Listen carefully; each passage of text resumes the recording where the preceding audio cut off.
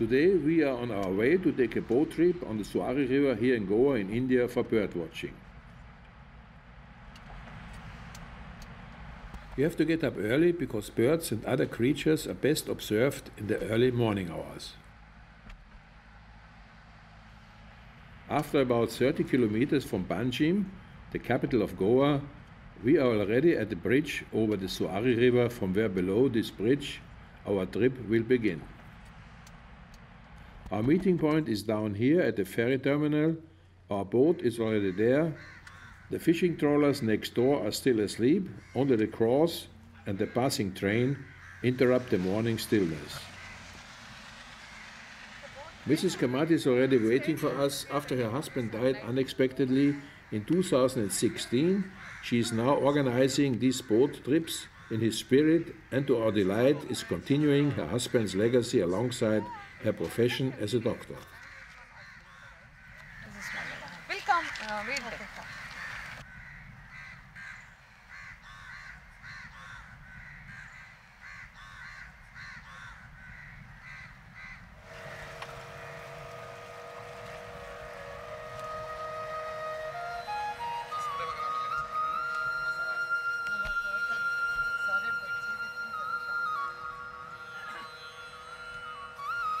Welcome.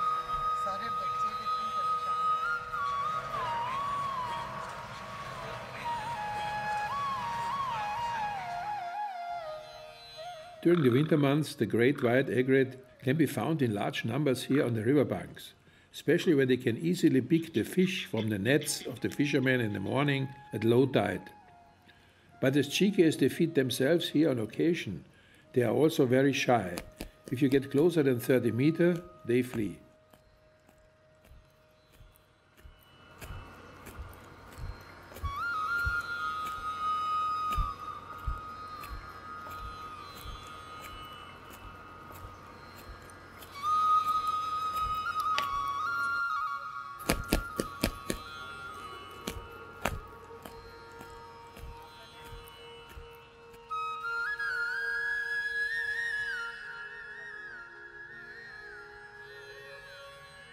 This little beautiful fellow is totally focused on this morning's meal. It is the common kingfisher, the most colorful of the 5 species in the kingfisher family.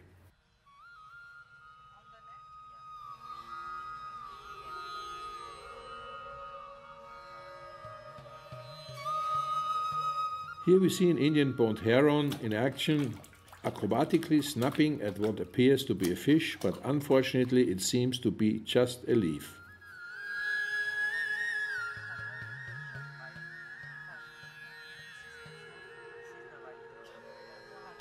A short time later, we see another pond heron, which has spotted a prey, but unsuccessfully pushed into the water with its beak.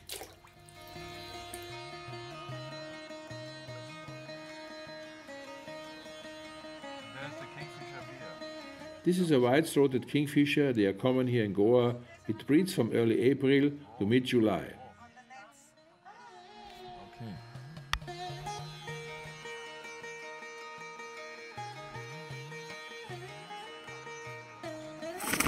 Perching high on a branch at a safe distance, this one is a rarely seen collared kingfisher. He doesn't feel disturbed by us. Kingfishers fly extremely fast, so filming them in flight is a hit and miss.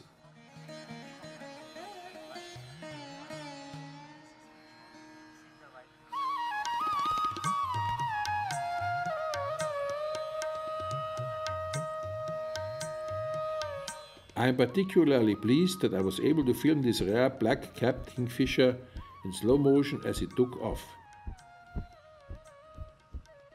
Without the local guys who steer the boat here and show us the flying beauties, spot them with their binoculars long before we even see anything. Without their bird and local knowledge, we would be wandering around here quite blindly.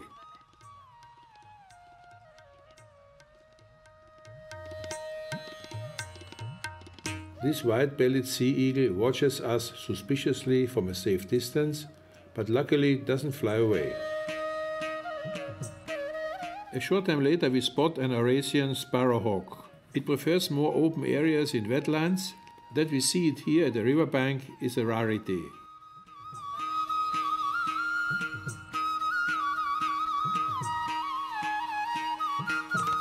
Our companions tell us that we are now in the channel with the crocodiles, and we already see some hiding in the mangroves. When I was here for the first time in 2016, I was very surprised to see crocodiles here. But these are freshwater crocodiles, called also mugger. They feed exclusively on fish. But make no mistake, in other rivers of India the dangerous saltwater man-eating crocodiles do exist. Local fishermen say that no one has ever been harmed here by these crocodiles. Still, would I, for example, take a bath with this grown-up boy here? Well, I certainly don't think so.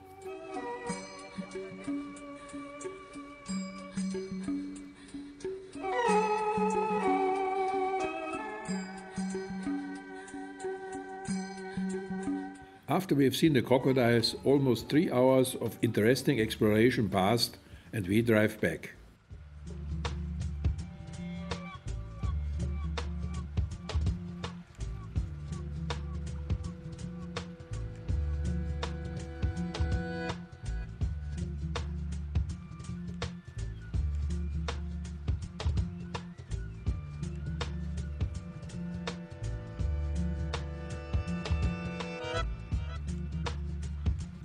In the middle of the river we discovered this osprey on a pole. He's just eating his breakfast and I'm glad he stayed seated until I had at least a few seconds of film of him in the camera.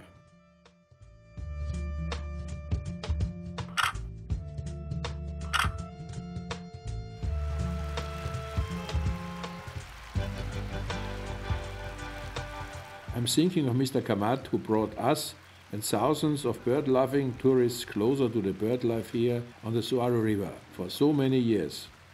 Sadly, he is no longer with us, and it is a great pity, but his beloved birds and crocodiles are still here, reminding us of his legacy here on the Zuari River every time we take his boat out.